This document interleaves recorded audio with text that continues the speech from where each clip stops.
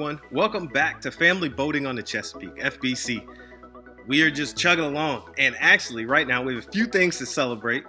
One is we got 50 subscribers now, so that's pretty awesome. We'll be genning up our channel on other sources, so we're gonna try to reach as many folks as we can and build this together. And thank you guys for being here early on in the early steps when I'm chewing up propellers and I'm screwing up and I'm doing all sorts of terrible things, but enjoying the Chesapeake while we're doing it. So in this episode 6, we're going to be swapping out the propeller that I chewed up in episode 4 on the original SS Cam Joy. It's got a Alpha 1 Gen 2 outdrive that we hook up a propeller to, and let's rewind actually. So episode 5, I wanted to let everybody know that toward the end there, we had a sea trial with Julio and his family taking out their 32-foot Chris Craft for the first time on a sea trial. Sea trial went fantastic. If you stuck around till the end of that episode, you notice that right at the end, you might have saw this.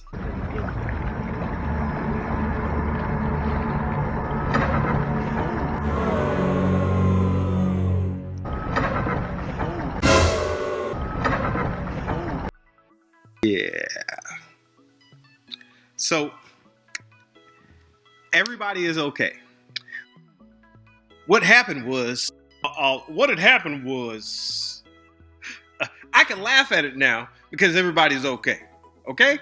What happened was there was a malfunction with the shifter, and it's when Captain Julio was trying to actually put the boat into reverse, it didn't come out of drive and he gave it some gas and it continued to go in, and it went into the pier, into the dock. So everyone's okay who's on board. The boat had minor superficial damage. I think a little bit of stainless steel broke around where the anchor, well, not broke, it bent where the anchor is, and we could just bend that back into place, but we're going to be okay.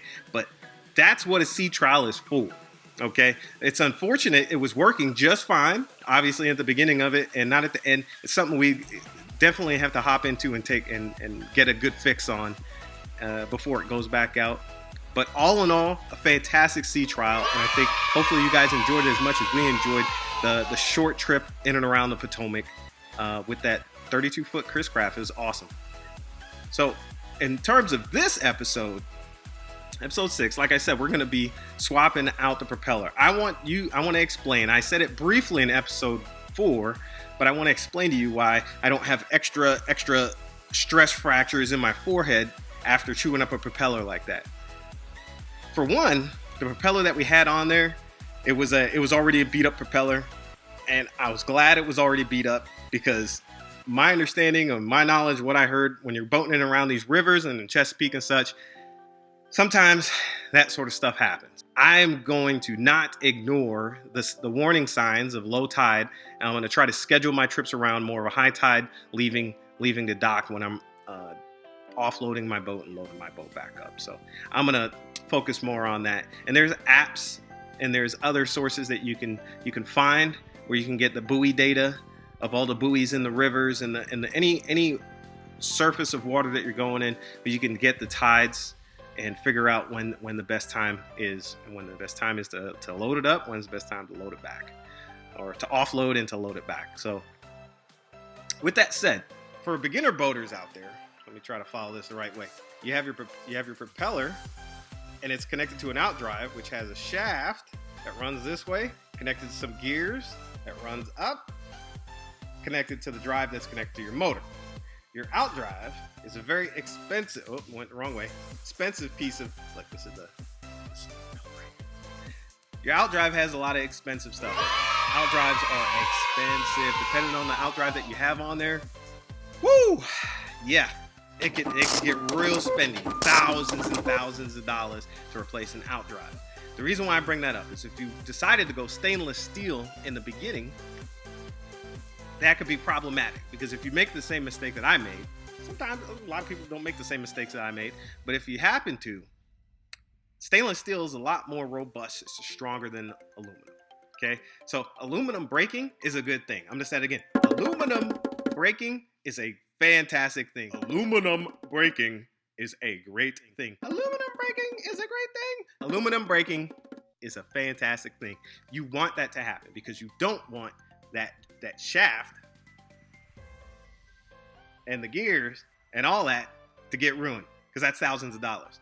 A prop, aluminum prop, especially with that, depending on whether you get them used or not, you can get them from anywhere from 100 to 200 to whatever, how much to get a new prop. That's a far cry from thousands and thousands of dollars on a new outdrive. So that's why I'm not down in the dumps about it. If anything, I feel as though I'm more an accomplished captain, Chesapeake boat captain. I think that's worthy of, I could get a stovepipe now and a cap. I'm thinking about it. It's not beyond me to do such things. But anyhow, we're going to swap out that propeller. I hope you guys enjoy. I hope you're able to get some useful information out of it. Again, I'm not a professional. I do have a link underneath boat info that has professionals who are actually doing that. But I did it. I did okay with it. And check it out. All right. Hey, to get the job done here for this, you're going to need a propeller wrench, a block of wood, some marine grease, a wire brush, and you might need a rubber mallet to help knock the prop loose, depending on how stuck on it is on there. So the propeller that I've got here, this thing was pretty on there. It had been on there, I think, for quite some time.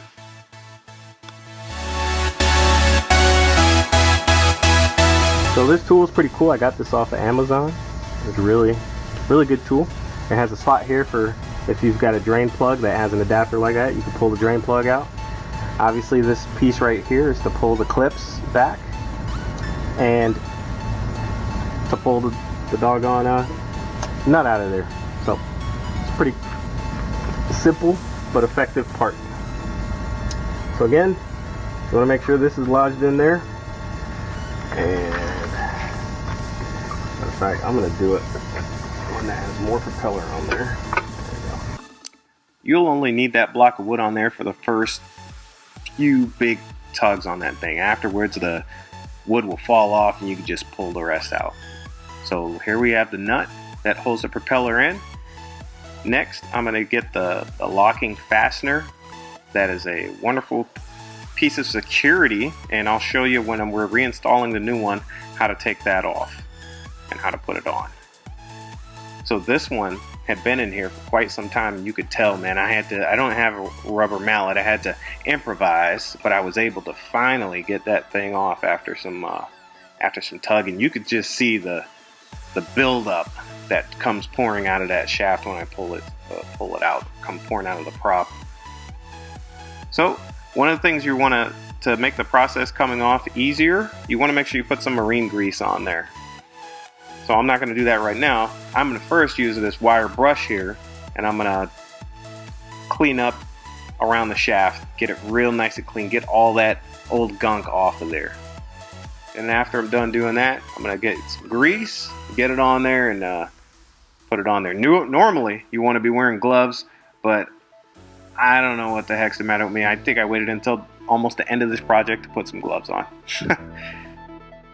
So this prop already has the rubber holder insert inside of it. So, and it also had some fresh grease that was in there already. So I didn't pull it out. We had just recently installed this prop probably a few months ago. I hadn't really put any time on it. It's not the size prop that I really want. It's a 21 pitch, but for right now, it's a lot better than the one that I'm taking off. You know? Yeah, so this mechanism here, you didn't see me take it off because it just came off with the propeller last time, but that piece is real important. You stick it in there and line it up. That's the first piece you're going to put in top of there. The next piece that you're going to put in, you're going to put back in that locking fastener. And the locking fastener just sits right in there. You want to make sure that the grooves are in a good position. And then of course the nut is going to go on after that. So you get that in there, screw it down nice and tight. So we're going to do a close up here. Get you in there you can see the way that fastener, how you want to get it in there. So those fasteners you want to get in between the mechanism and push them in. We'll show that here shortly. But first, you get it good, nice and tight, and try to line it up when you get the tightness that you want. So if you see on there, I'm pushing the locking fastener tips. It has 6 tips. All you need is get 3 of those tips lined up in there and pushed in there. Once they're pushed in, trust me, they'll hold. They're a great sense of security. And I'll tell you, I actually tested that theory because I had taken this out, and it turns out that I did not torque down the nut as heavy as I should have. And when I got back, the only thing holding it on there was the fastener. So I can attest to the fastener. Fasteners work really well. So I got that on there nice and tight. The fastener on there nice and secure the way it needs to, and we are good to go. It should just have very little play right here. Very little play. If you don't have any play at all, you've done it a little too tight, but you just want, when I say very little play, I mean less than a 1/4 inch of movement when you do that. Hey, so guys, coming up on the next episode, my first mate reminded me that I did promise either episode 6 or 7 that we were going to give our story as to how we ended up, one, with 2 boats and how we got into boating to begin with. We have a ton to share on that one. I think that's going to be a great one. Right after that, also, we had the kids' Uncle Mike come down, so we had a trip to Baltimore Harbor that we're going to edit and send up, as well as Hart Miller Island. We've got some great visits, and you guys stay tuned, subscribe, like, and hit the notification tab. We have got tons of stuff, great stuff coming your way, and we can't wait to enjoy it with you.